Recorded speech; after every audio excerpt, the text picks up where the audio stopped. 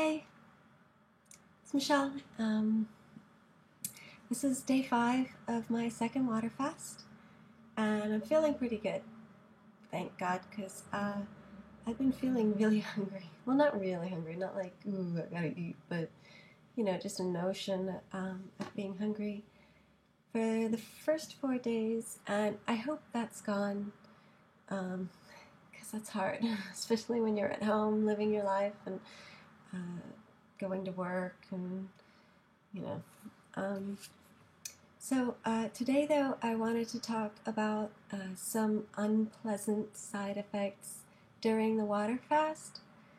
Some things that I experience, of course. And I did hear when I was at True North Clinic for my first fast that some other people had the same experiences. And I'm really glad that I was there for a supervised fast the first time because um, the what was happening to me then and what started happening to me now, um, I haven't really heard anybody mention it. I haven't seen anything written about it. Um, in my internet searches, I see people just doing videos online about their home fasts, and um, they just mention really commonplace things a lot of the time. Maybe I just haven't watched enough. I don't know. But for me, in my first video, I did mention the disrupted sleep, which is very common for many fasters. To wake up in the middle of the night and your brain is kind of racing, and so you get less sleep, but it is important to rest. Even if you just have your eyes closed, your body is doing its healing and, conserving your energy for that healing to take place. So I do have disrupted sleep. It's not fun, but it's not unpleasant. It's fine. Second thing, and what started happening to me as of last night, which was my 4th night, and it happened to me from day 1 on my first fast, and it happened for about 4 or 5 days. I've gotten terrible, terrible, excruciating, unbearable pain radiating from my hips all the way from the back of my hips here into my butt, and then all down my thighs, like all around my thighs, and then down through my legs to my ankles. Sorry, I'm at work, the phone rang. So I was talking about my side effect of perhaps it was kidney detox. I asked the doctors about it at True North when it was happening the first time, and they thought maybe the toxins were settling in my legs. They said it's happened to other people, and I actually talked to another woman who was on a 28-day fast, and she said she had the same problem. And it's really bad, and it's really frightening. I didn't know what it was in the first place, and they didn't answer me real quickly because they didn't know what I was describing. Anyway, there was some confusion.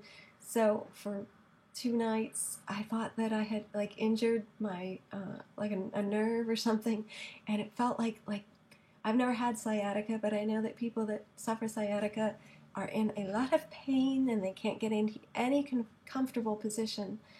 And so this pain just radiating from my lower back, my lumbar, all the way down my legs, all the way around, and it's most heightened in a sitting position and in a sleeping position. And I was just writhing and writhing in bed, and I would get up and stand up to relieve it every 10 minutes because I couldn't stand it anymore. So my sleep was even more disrupted. I was contorting myself into the weirdest positions, trying to find some way, some position that was comfortable, and it was impossible. So this was very, very unpleasant. Felt like a giant sequoia tree like fell over on my legs. And even as unpleasant as that was for 5 days, and it started last night, and I pray to God, please, that it doesn't go on real long. By the end of my first 10-day fast, I had forgotten about it completely. I was so joyous to be doing the fast that there was nothing that could stop me. Here I'm doing another one, and it's happening again. And I'm not going to quit. It is worth it. It is so worth it. You just got to get through the crap. It will go away. The nausea, the headaches. Well, maybe if you've been a really toxic person eating fried foods and dairy and refined sugars and refined flour and smoking and drinking, and maybe your side effects are going to last a little longer. And maybe not. I don't know. Everyone has their own way. So that's one. And then another one that was a little weird. I thought I'd gotten pink eye because one night, my one eye, it's the white of my eye, the capillaries, it started to go all red. It was totally bloodshot. It was like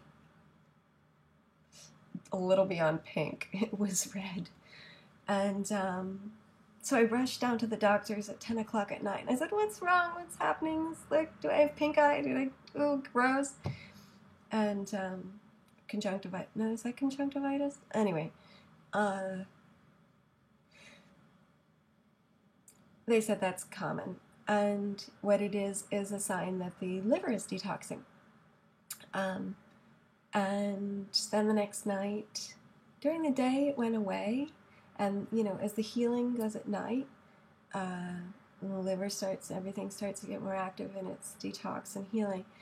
It started again. So that happened at night for me.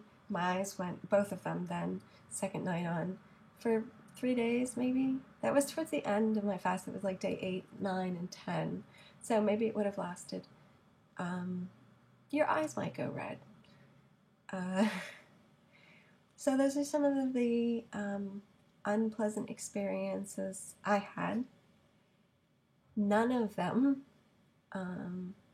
significant enough, even as like in screaming pain as I was with my legs feeling the way they did and getting like no sleep and having to stand up every 10 minutes, and I would do it again.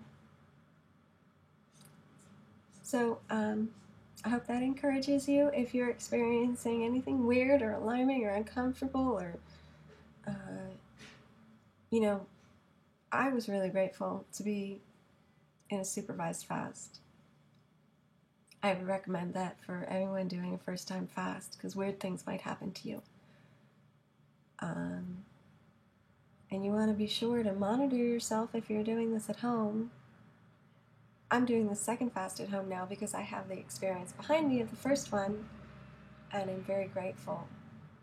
But I think it's a very wise thing, especially if you're doing an extended fast.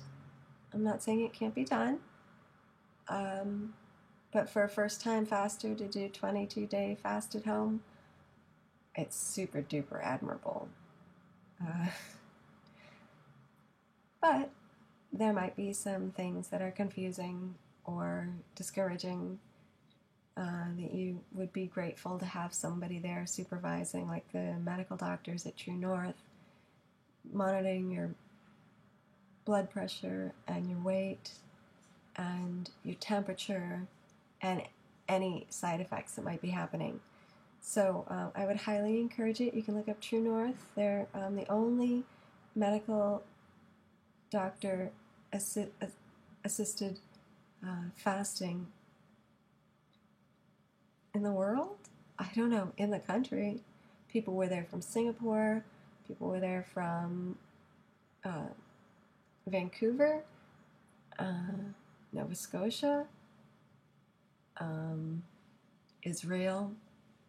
I met a really cool girl from Israel. So anyway, I hope this has been helpful. See you next time. Ciao!